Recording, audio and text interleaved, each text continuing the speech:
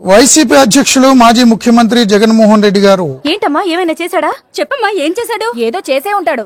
ఈ రోజు పులివెందుల నియోజకవర్గంలో అకాల వర్షాలకు నష్టపోయిన రైతుల గురించి పరామర్శిస్తూ అంటే ఇప్పుడు ఈ పాయింట్ మీద కూడా నన్ను ఉతుకుతావా? ఏ పాయింట్ మీదైనా కొడతాను రా, ఏ పాయింట్ మీదైనా కొడతాను. కళ్ళు మూసుకున్నాం, 1 year అయిపోయింది. 3 ఏళ్లు కళ్ళు మూసుకోండి, వచ్చేది మన ప్రభుత్వమే. ప్రతి రైతన్నకు నేను ఒకటే చెప్తా ఉన్నా, చెప్పు. కళ్ళు మూసుకుంటే సంవత్సరం అయిపోయింది, కళ్ళు మూసుకుంటే మరో 3 ఏళ్ళు. 3 ఏళ్ళు ఓపిక పట్టండి, వచ్చేది మన ప్రభుత్వమే. ఒట్టకాయ వస్తుందండి, ఎన్ని మాట్లాడాలని నమ్మకన్నాను.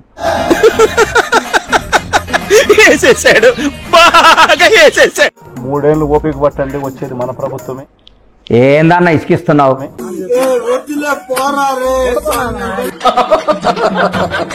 మన ప్రభుత్వం వచ్చిన 1 నెలకే కరెక్ట్, ఇది కరెక్ట్ గా చెప్పేవయ్యా. ప్రతి రైతన్న ముఖంలో సంతోషాన్ని చూసేట్టుగా కన్నతల్లికి అన్నం పెట్టినాడు, చిన్నతల్లికి బంగారు గాజు చేయిస్తాడు.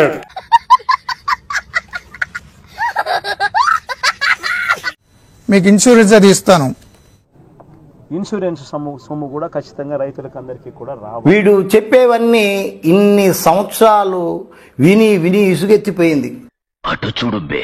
నా సిపిఎస్ మనం అధికారంలోకి వచ్చిన వారంలో చేపించేస్తాను. మొత్తం bye bye, tata, good boy, గయా. దీనికి మీరు ఏమంటారు సార్? 2023లో ఇచ్చినట్టు 50,000 కూడా ఇస్తాను.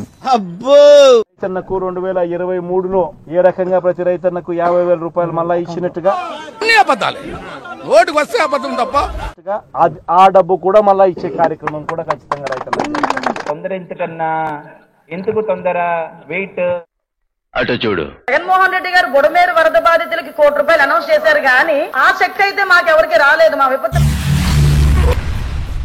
ఏమిటండి మీరు మాట్లాడేది? ఆ చెక్ అయితే మాకెవరికి రాలేదు. మా విపత్తు నీకు దండం అమ్మా, నువ్వెక్కడ దొరికావే నాకు? విపత్తుల శాఖ అయితే రాలేదు అధ్యక్ష, గవర్నమెంట్ కి అయితే రాలేదు అధ్యక్ష.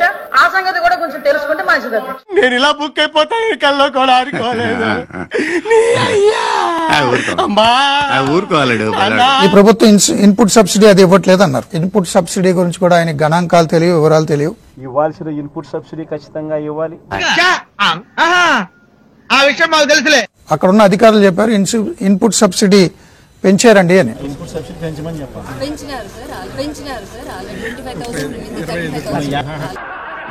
అందరి ముందు పరిగిపోయిందిగా, ఇంకెలా తలెత్తుకుంటా? ఆయన అధికారులతో మాట్లాడుతూ ఈ మాత్రం అవగాహన లేదా అనిపించుకున్నారు. ఆ విషయం కూడా జగన్మోహన్ రెడ్డి గారికి తెలియదా అని చెప్పి ప్రతిపక్షాలు విమర్శిస్తున్నాయి. ఎదవనైపోయానన్న. మరి అదే నా ఎదవతనంతో పోల్చుకుంటే నీ ఎదవతనం ఒక ఎదవతనం అంటారా? వచ్చిన టైం బాలేదు. ప్రతి రైతన్నకు నేను ఒకటే చెప్తా ఉన్నా, చెప్పు. చెప్పవే. కళ్ళు మూసుకుంటే సంవత్సరం అయిపోయింది, కళ్ళు మూసుకుంటే మరో 3 ఏళ్ళు. ఎంత కళ్ళు మూసుకుంటే అయిపోతుంది? 3 ఏళ్ళు ఓపిక పట్టండి, వచ్చేది మన ప్రభుత్వమే.